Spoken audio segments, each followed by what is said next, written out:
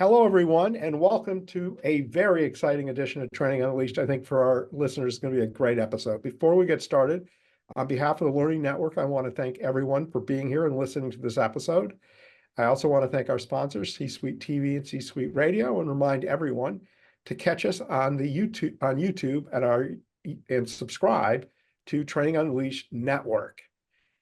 We have today with us Dr. Michael Armour, a serious training professional. He is the founder and the CEO of Strategic Leadership Development International, which sometimes is better known as Leader Perfect, and their website's leaderperfect.com. Michael has worked with the C-suite for years and years and years, and he's a true expert in helping train on leadership and coaching. But what I'm asking Michael to do in this episode is a little bit different, and that is to spend time talking about how training departments can manage up and work with leadership to help organizations solve problems. So, Mike, I'm going to start this kind of maybe a little oddly, but why is it that training departments seem not to get a seat at the table and seem not to really able to fully engage the way I think they really need to be successful in organizations? There are a number of things that contribute to that, and that's really a good question because for years I've dealt with training organizations that were facing that very dilemma. One of the reasons that they don't have a seat at the table is they don't often have the skills and the strategy for selling the importance of what they do. And that's largely because they haven't learned to think the way C-suite people think. The C-suite, when it's dealing with questions, is analyzing those questions from a different perspective and with a different set of priorities than mid-level management. And many people in training are coming out of mid-level positions. And so to sell the value of what we're doing, we have to go in and not sell the program or the service or the great people we've got as resources. We need to go sell the specific benefits to the company as much with a bottom line emphasis as possible, but go in and help them see that we as a training organization are here as their ally to increase that bottom line. And we have some concrete ways of going about doing that. You know, I listened to you and I could not agree more, because what I'm hearing is that if you really want to talk to the C-suite, you have to talk about their language, and they think about things differently, and they're truly looking to understand the ROI and why they need to invest in training and what that return is. Mm-hmm. Could you perhaps maybe give suggestions to the people that are here in training, and that could be people in training, it could be people in HR or in operations that have training roles, on how they would learn those type of things? What advice would you give to somebody so that they could, feel more comfortable or more confident managing up? One of the most difficult things for people who are in middle management to understand about the very top tier of management in most organizations is that they are in a position where they are not looking at the next 90 days or the next 120 days or the next year. Their time horizon is 3, 4, and 5 years out. And when you're spending a lot of your time planning things that are 4 and 5 years out, you don't have a lot of details. In fact, you're making decisions with a lot of ambiguity in the details. You're going on your experience, your best counsel, your best analysis, but you're not going on hard data. And sometimes when middle managers who are used to working with the hard data and feeling a need to justify everything that they propose with spreadsheets or research or surveys or something, we go in and we overload senior executives with data that they're not necessarily interested in. They're interested in our best judgment. Now, they want to know why we're bringing that judgment. They want to know that we've done our research. They're not interested in the research itself. if we're building a relationship with them in which they trust us as individuals, trust us as professionals, and therefore trust that our judgments are made with the best interests of the company in mind. And so even coaching mid-level executives, one of the greatest challenges I find them working to overcome in order to promote whatever it is they need support for from the C-suite is getting their message down succinct, benefit-oriented, and built around a sense of this is not only what it does for us this year, this is the foundation it lays for years to come. And it's that longer range view and that less attention to detail, unless this executive asks for it, that needs to be part of our messaging approach. Now, we have to have done our research because occasionally you run into an executive who's going to ask detailed questions. And the more readily we can give an informed response, the more we're building that credibility and trust so that the next time we come with an idea or recommendation, the assumption on the part of that executive is this is a person who does his or her homework, and I can probably go on their recommendation without digging into it and doing more verification myself. I love what you're saying because you're really saying is that you've got to speak at the level of the person you're speaking at. One of the thoughts I have is, and can I interrupt and say something here?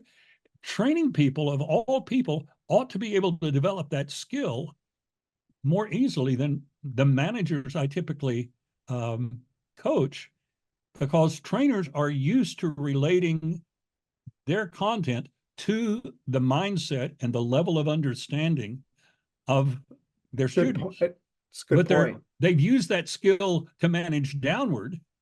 Now just to turn that skill upside down and use it to manage upward. Understand what that executive is looking for when I go to him with a recommendation and make my recommendation accordingly.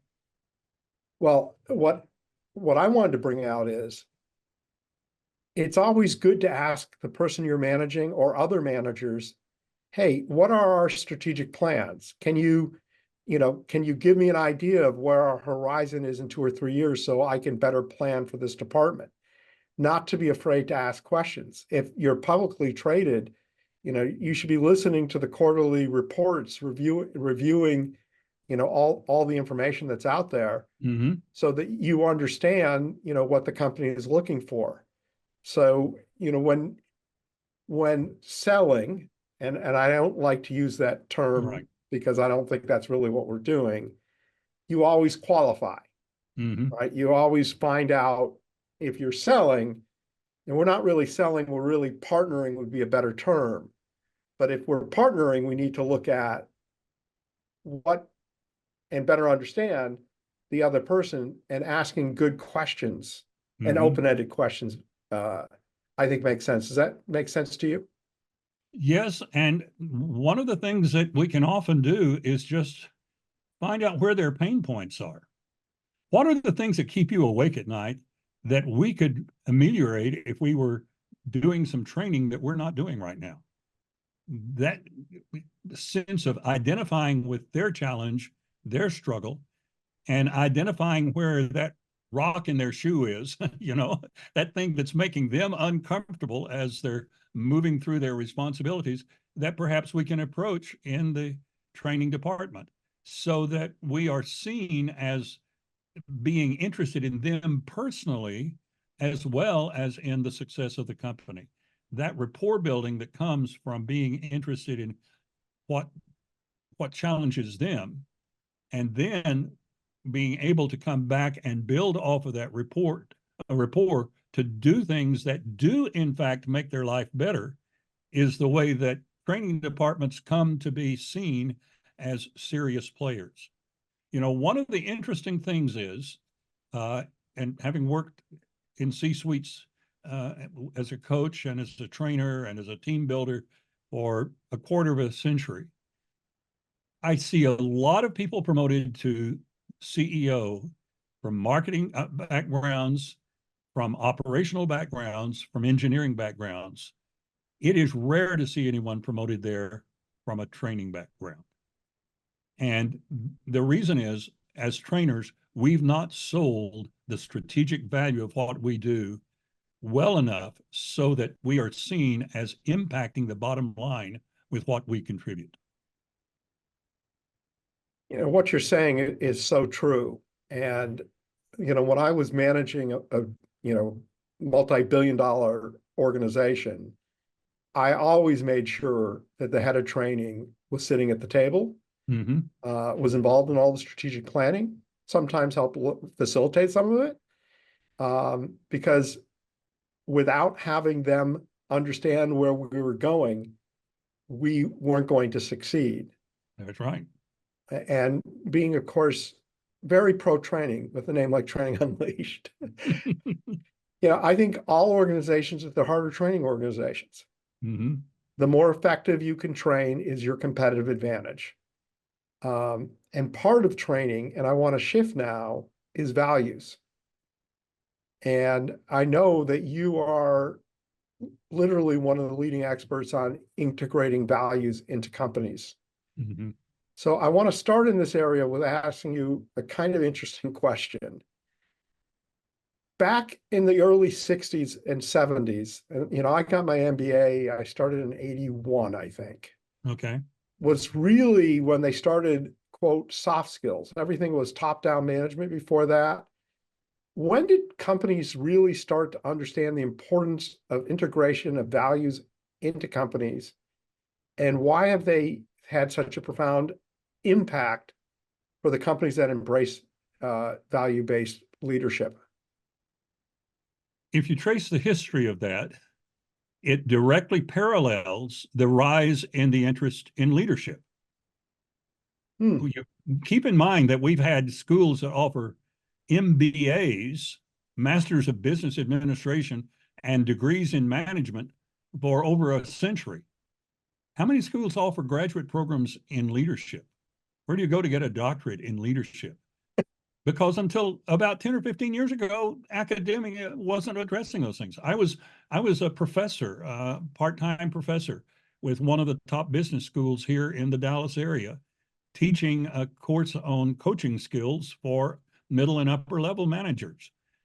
Mine was just about the only leadership course in the whole MBA curriculum. It was an elective. We always filled the class. There was a lot of interest in it, but the university itself had not even seen the importance of this. What happened is that in the early 80s, we first saw the explosion of books on leadership. Warren Bemis's work, others who followed in his van, and all of a sudden, people wanted to be known as leaders rather than merely as managers. And one of the things that happens when you become a leader is that the way that you get things done is completely different from the options you have as a manager. And that is that you have to persuade people to follow you. You have to persuade them to trust you. And we talk about earning trust. We really can't earn trust. Trust is in the eye of the beholder. And if someone chooses not to trust us, there's not much we can do about it. But what we can do is conduct ourselves with such integrity, with such forthrightness, with such honesty, communicate with such clarity that we build an atmosphere in which it's easy for people to trust us. So the more we focus on leadership, the more values become important, because that's what you motivate people around. Values are what motivate us to do the things we do. So having a team that is built around a clearly orchestrated and a fully supported set of values is the primary way in which we build the unity that team's got to have to be a peak performer. So that's really what happened in the 80s. Okay, so I'm now going to tie this all into a nice bow. Okay. You first talked about how people in training can sell up or get involved in upper level management. Now, in my experience, companies either get values and really promote them and talk about them and live them, or companies don't. There's certain degrees in between, but If I worked in the training department in a company that doesn't really, maybe they have values, but those aren't really part of the culture of the company. They're really more part of the marketing of the company. Right. How do I take the message of the importance of values and integrating values as a living, breathing part of the company or culture of the company to senior management? A part of that is how we market, why we have chosen the content and the themes and thrusts that we have chosen. One of the structures that I work with involves 8 levels of change that people can make. It's a hierarchy. I won't go into it here because it takes a while to explain it. But near the top of that hierarchy are values and beliefs. Values being the things that we either try to advance or try to avoid. Beliefs being the rationale that we have for prioritizing those values the way that we do. Those values and beliefs then end up being part of a molecule from which we derive our principles. And one of the things we need to be doing as trainers is seeing that what we train at the level of skills and principles aligns with the beliefs and values that are part of the molecule that those principles are coming out of. And that's a whole topic for a lengthy discussion. But when I'm designing a course, and I'll be doing a very compact training in 2 days, one of the things I'll be doing this afternoon is saying, here are the principles, principles I'm going to be teaching. Here are the beliefs about these values that drive those principles. And I want to be sure that I'm articulating that hierarchy, the value, the belief that comes from it, the principles that derive from it in all that I do. And when I was selling this engagement to the people who were bringing me in to do it, that's the way I sold the engagement. Because right now, this interest in values is such that values-oriented companies are growing at an exceptional rate, because people are beginning to realize, in a world in which people are asking continually, whatever happened to accountability? Whatever happened to responsibility? Whatever happened to integrity? Those questions are so dominant in our culture that companies are being forced to ask value questions at the top. And we need to market what we're bringing in terms that will raise their awareness of the value proposition we're trying to serve.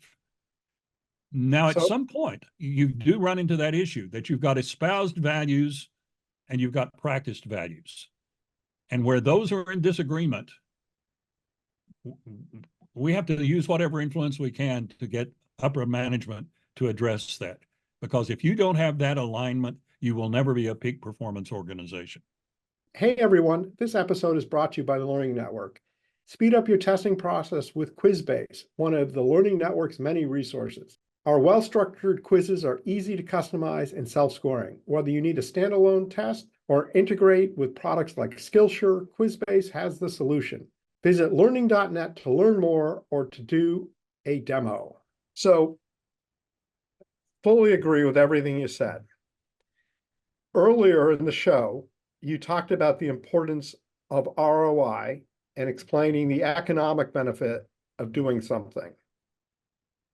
How does someone take something as, I'll use the word esoteric, although I don't think it really is, but how do you say to management, if we direct time, energy, and money on educating people on values, rewarding people, acknowledging people, really building a culture of values, it's going to take time, it's going to take money, what the ROI is? One of the ways is to come at this backwards and say, what is the loss to our ROI if our values continue to fray and to drift? Sometimes we sell it on the negative. It's not a choice that it's a false choice if we say, well, we don't want to spend that money on values training. it may not get us what we want. Well, what will what we're doing now get us? That may be something we need to think about too. But one of the ways that I go at it is to discipline myself to think about values differently than I once did, because I've been values oriented in my approach my entire life. But a number of years ago, I started a subsidiary in Africa and was training leaders all across the mid belt of Africa, the equatorial belt, headquartered in Kigali, working in Kenya, working in the Republic of the Congo, Nigeria, that part. And one of my trainings was for the governors of all of the counties of the nation of Rwanda.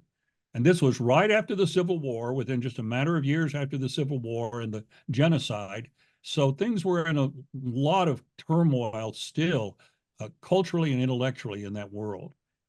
And I was trying to explain to them the importance of values, and in simplifying it through my translator, so that my translators could communicate it well, I suddenly realized something I had been missing about values all of my life.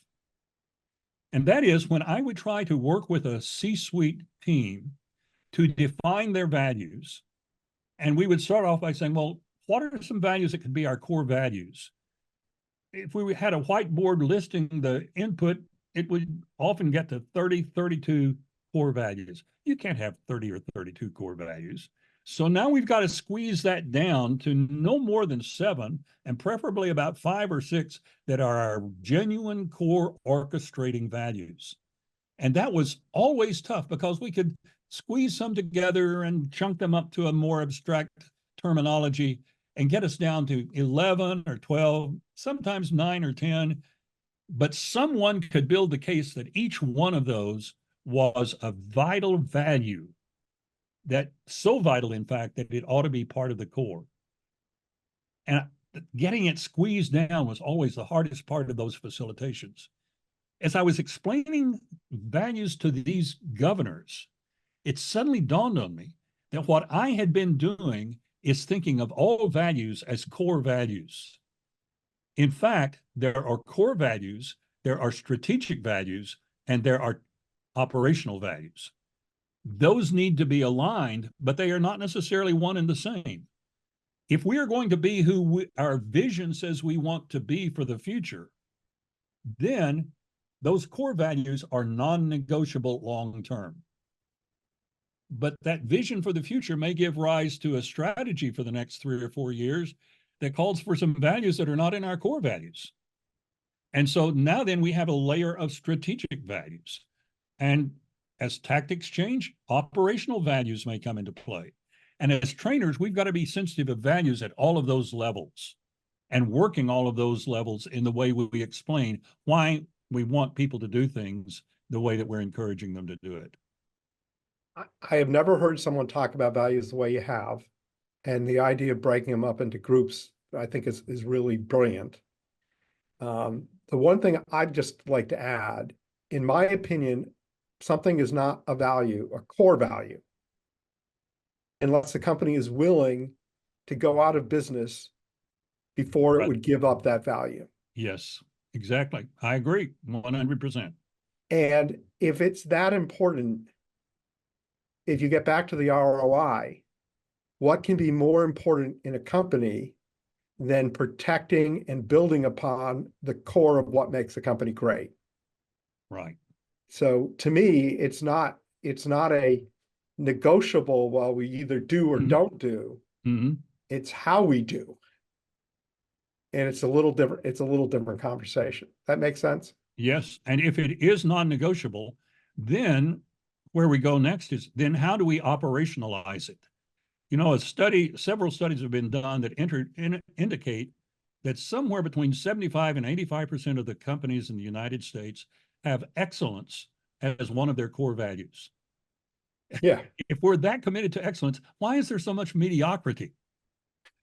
And I put that question to a C-suite group about 7 or 8, 9 years ago, that I was coaching through a generational transition from the second member of the family to head it to his son, who was taking it over. and we were rethinking the values, and excellence came up again, and as one of their core values, and I put to them the question I just put to you. And so one of the people at the table said, the reason we talk excellence, but we fall so short of it, is we don't know how to operationalize it. And I said, okay, so how would we operationalize excellence in this company? And they went at it for about 20 or 25 minutes, all the while the CEO, who was a very introverted fellow, sitting just to my side, sat there saying nothing, but listening intently. And finally, he spoke up and he said, well, excellence basically boils down to four things: doing it better today than we did yesterday, doing it better today than we've ever done it before, doing it better today than our competition thinks possible, and doing it better today than we once thought possible ourselves. I thought there was a lot going on in that silence sitting over there. But that's what I mean by operationalizing our values. They are so abstract, they are so generic. How do we translate them into actionable imperatives for this organization at every level within the organization? We need to spend more time addressing that operationalizing issue. That was an amazing story. And one of the things I think that it highlights is that the upper levels of companies, they know things so well, they assume everyone else knows the same. Mm-hmm. And that nothing could be further from the truth. Mike, I've enjoyed this conversation. I know our audience can tell that you have a profound expertise in training and coaching. I know your company does a lot of amazing things. Why don't you tell us about yourself and your company so everyone knows what you can do and who are the types of people that should reach out to you? Well, the company was founded in 2001 after I had spent much of the preceding 3 decades doing a lot of what today we would call coaching. I just called it helping my friends who were in tough leadership positions get some clarity on what they were needing to pursue. And my background has involved a lot of C-suite type experience. I'm a retired Navy captain. I've directed national programs for the naval intelligence community. I've been the CEO of an international humanitarian organization working in 22 companies. I was a college president when I was 37, turning around a college, a liberal arts college that was in trouble. So I have always had a lot of C-suite type of experience. And in all of those roles was developing the people to come behind me. So I knew that I enjoyed teaching and development of people. And that's why in 2001, as I made a career transition, I started my company, Strategic Leadership Development International, here in Dallas, and built a team around me of people who were coaches, consultants, trainers, facilitators, so that we could blend our talents together to go for contracts that were rather complex, because we describe ourselves as offering comprehensive leadership development services, not just coaching, not just consulting, not just training, not just strategic planning, not just team building, whatever is needed to strategically develop the leadership that a company needs, even if it's in the international arena. Those things went into deciding what we would call the company. And so we now operate with that full suite of services. LeaderPerfect.com is our website and the brand name under which our services are provided. Leader Perfect Services, Leader Perfect Resources. It has been our trademark name since about 2002. And today, I'm branching out into some other things that I have not done before. I'm beginning a couple of mastermind groups this year. One will be for some of those people you talked about earlier, who are in companies where the values are beginning to get frayed and the C-suite's beginning to realize it. Particularly smaller family-owned companies usually start off with a strong values proposition, but if they're highly successful and start growing quickly, suddenly they have coming into their ranks a lot of people are coming from a different perspective, a different outlook on life, a different attitude toward work. And that culture that was naturally there in their formation begins to get frayed as they grow. And after helping a number of companies work through that issue, I realized there was a need to provide a forum in the form of a mastermind group where people who were at that moment of wanting to stop the fraying process in their culture could come together on a monthly basis and encourage one another, share insights with one another, learn some things about how to do it. So I'm moving into that.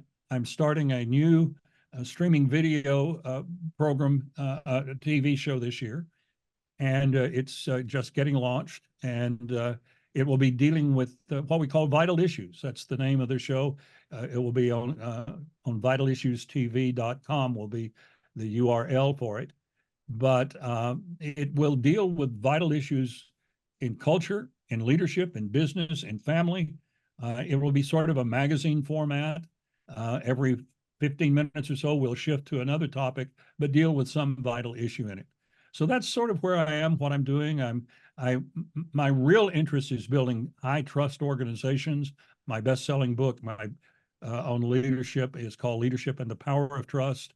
And for 25 years, I've been working with companies in building a high trust environment within their culture. And of course, when you get into building high trust, then the values have to be there and well articulated, well defined, well implemented. You have a lot going on, which is great.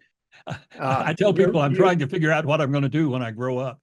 Just because most people are listening, your website is again? Leaderperfect.com. Perfect. And you have an offer. Yes. I wanted to offer everyone here a free ebook that deals with something that's on the border of what we've been talking about today, but is a supplement to it. And that is finding joy and fulfillment in your career. And I did an interview for an anthology that was published about 10 years ago, 12 years ago now, called, my contribution was Winning Moves. And the subtitle was Finding Success at Every Stage of the Game.